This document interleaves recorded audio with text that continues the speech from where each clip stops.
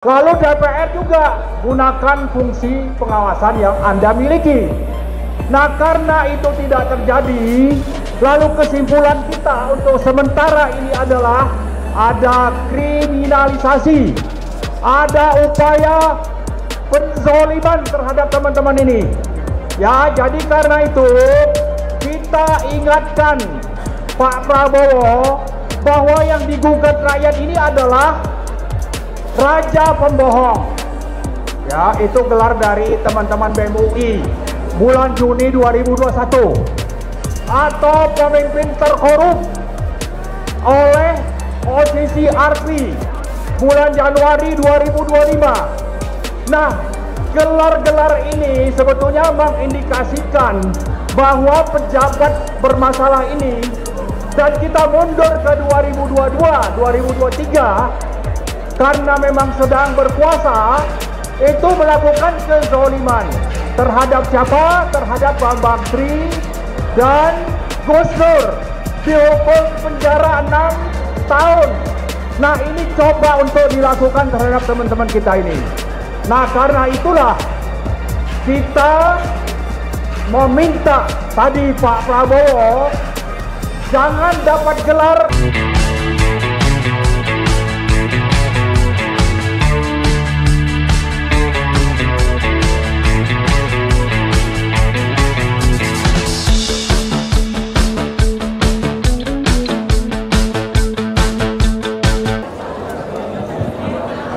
Terima kasih, Mbak.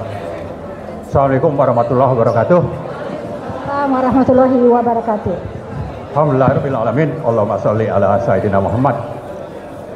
Saya akan menyampaikan objek utama kita, objek yang kita perhatikan selama berapa bulan terakhir ini terkait dengan ijazah palsu Joko Widodo yang katanya harus hati-hati nih. Saya harus sebutkan dugaan meskipun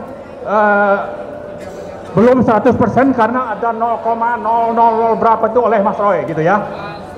Oke, jadi intinya begini, bahwa ada pertarungan Joko Widodo dan para pengikutnya di satu sisi dengan teman-teman pejuang yang meyakini bahwa ijazahnya palsu. Ini ada pertarungan. Nah, mestinya kalau mau ada kejelasan palsu tidaknya ijazah ini, maka yang berfungsi menurut konstitusi dan undang-undang adalah lembaga penegak hukum. Bisa dimulai dari polisi, nanti berlanjut ke kejaksaan, lalu ada pengadilan. Nah, yang ada adalah bahwa pertarungan ini menjadi tidak adil akibat dari polisinya memihak.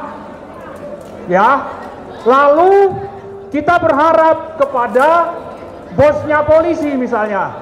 Siapa itu? Prabowo. Hanya nonton.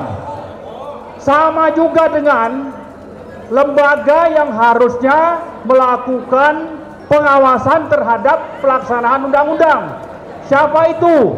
DPR juga nonton. Ya. Nah, kita ada di belakang teman-teman ini. Sekarang baru 12. Bisa saja nanti nambah. Tapi yang jelas makin ke belakang kita menemukan bahwa teman-teman ini menjadi sangat yakin, dan kita juga tercerahkan dan ikut yakin bahwa ijazah itu palsu.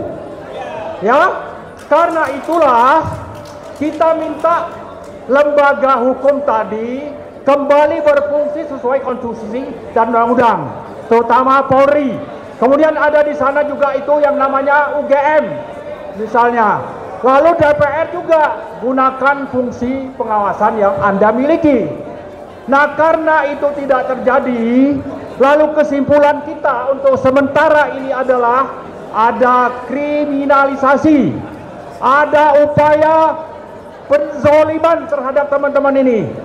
Ya, jadi karena itu kita ingatkan Pak Prabowo bahwa yang digugat rakyat ini adalah Raja Pembohong. Ya, itu gelar dari teman-teman BEM UI bulan Juni 2021. Atau pemimpin terkorup oleh OCC RP bulan Januari 2025. Nah, gelar-gelar ini sebetulnya mengindikasikan bahwa pejabat bermasalah ini, dan kita mundur ke 2022, 2023 karena memang sedang berkuasa, itu melakukan kezoliman terhadap siapa? Terhadap Bambang Tri dan Gus Nur, dihukum penjara 6 tahun. Nah, ini coba untuk dilakukan terhadap teman-teman kita ini.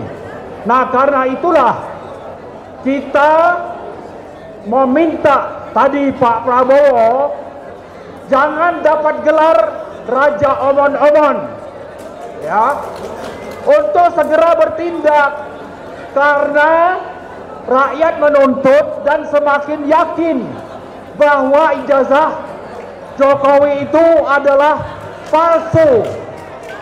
Buktikanlah di pengadilan, dan Anda jangan menjadi penonton mendiamkan polisi melakukan kezoliman, karena siapa saja yang mendiamkan kezoliman atau malah bagian dari pelaku zolim itu sama juga dengan pemimpin yang zolim.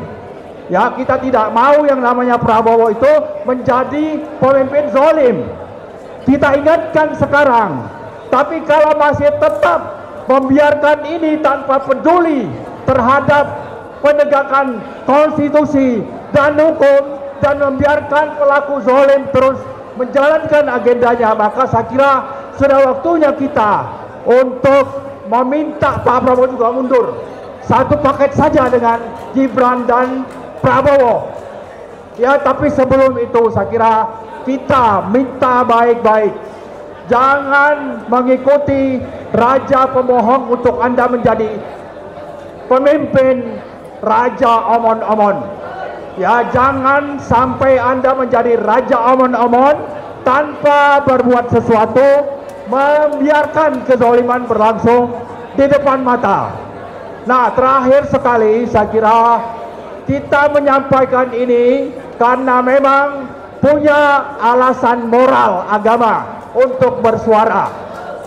Harap dicatat Pak Prabowo dan siapapun itu, termasuk polisi, UGM dan sebagainya, dan DPR, bahwa kami menjalankan apa yang kami lakukan saat ini akan terus berlangsung sampai nanti apa yang menjadi tujuan kita itu bisa dicapai. Itu saja, terima kasih. Assalamualaikum warahmatullahi wabarakatuh. Waalaikumsalam warahmatullahi wabarakatuh. Merdeka. Merdeka.